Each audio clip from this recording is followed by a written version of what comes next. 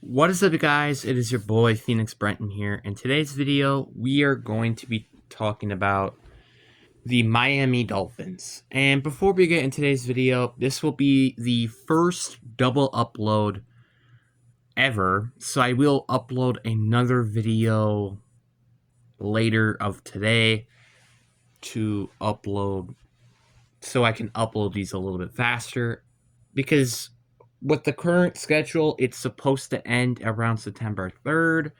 And I don't want to end it around September 3rd because that'll be way too close to the beginning of the season. And I would try to want to end it before August. So I'm going to try to double upload some of these videos and blah, blah, blah. Or potentially might just put two teams in one video. If I don't have too much to talk about one specific team, I'll just go to another team.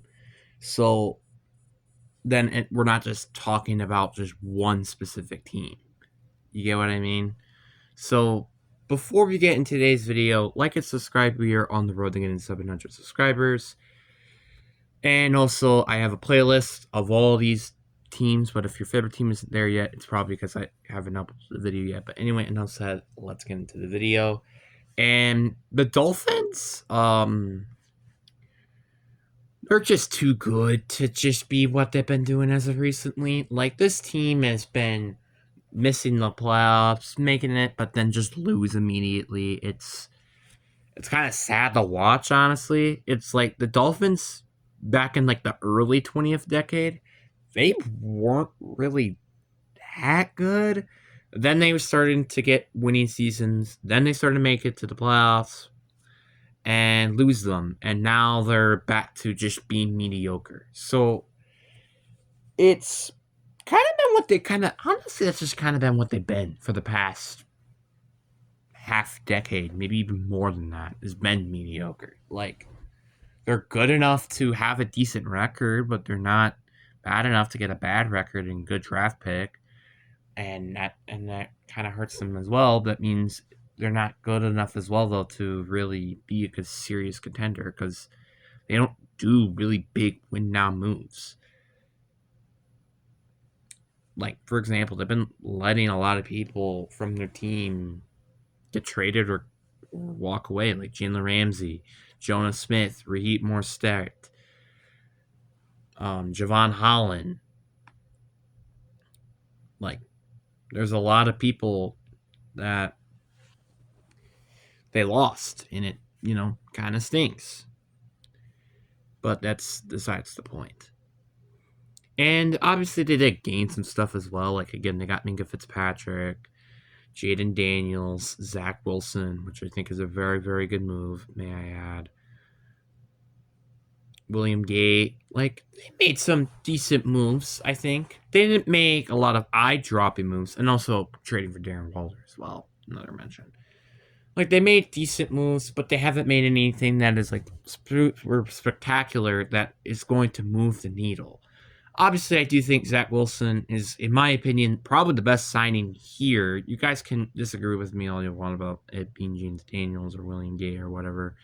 But the reason why I pick him is because if Tua got hurt, you actually have a genuinely good backup quarterback option, which they kind of have been struggling to find that for the past years, really.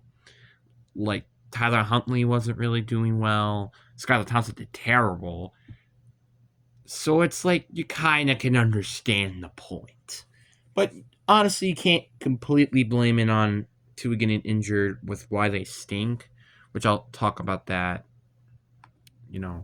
now. And it's by looking at their roster. Their offensive line is a bit of a question mark, honestly, looking at it a little bit more. Like, their center, their left tackle. But outside of that, I think it's really good. And I like their drafted offensive lineman out of Arizona in round 2 in Jonah. And obviously, again, when this team is healthy, this is easily a playoff contending team. Like, if Darren Waller can play good, he's going to be good. If Tyreek Hill can turn the clock back a little bit into that elite version of Tyreek Hill's offense, is going to be super explosive, if not already be explosive.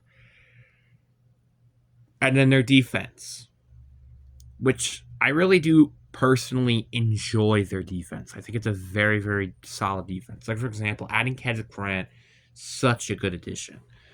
But there are some signs of concerns. Like, for example, Storm Duck is playing your corner.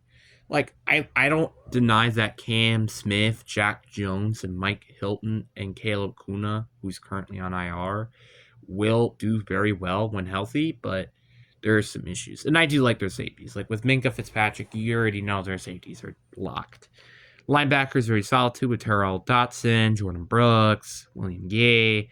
Their edge rushers was probably the best position I'd say on this team with Jalen Phillips, Josh Robertson, and Bradley Chubb. And maybe they're I wouldn't say the right receiving core, but I wouldn't deny that the receiving core isn't bad in terms of depth because they do have D. Eskridge, who was a former second round pick, even though he really didn't get a good chance over in Seattle, to be honest. But I do think this is a arbitrarily good group, but man, we just want to see more from this team. Like, this team is just very bland and very boring, and it's kind of sad to watch. Like, we really want to see this team do better. It's just we're not going to see that happening probably anytime soon. And they, in my opinion, might consider rebuild. Consider, like, you haven't had like that big success. I would say probably this century. Like, I don't even remember the last time they've won a playoff game. Wasn't it back like in the 90s or 80s era or something? I don't know. But that's kind of telling the point, if you know what I mean. But now let's look at their worst case scenario through the season, and then we'll get to the best case scenario. So you will lose week 1 on the road against Indianapolis. Then you get the win at home, though, against New England. Then you lose to Buffalo on the road. Then you win at home against New York. It's been like kind of like a win-loss thing right now. And then you're going to lose 2 straight with the Panthers and Chargers, with the Panthers game on the road and then the Chargers game at home. I think you will beat the Browns on the road. You will lose to Atlanta on the road. You lose to Baltimore and Buffalo at home. Then you'll beat New Orleans at home after the bye week. Oh, wait, I forgot the Commanders. You'll lose to them in Spain.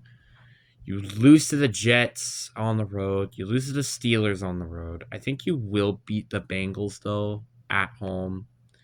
And then you lose to your final 2 games, which that means your worst case scenario, I gave them a 5-12 record, which as of recently I've been giving a lot of 7-10s, so that's kind of saying something of kind of how mediocre this team can really be. But now let's look at best case scenario.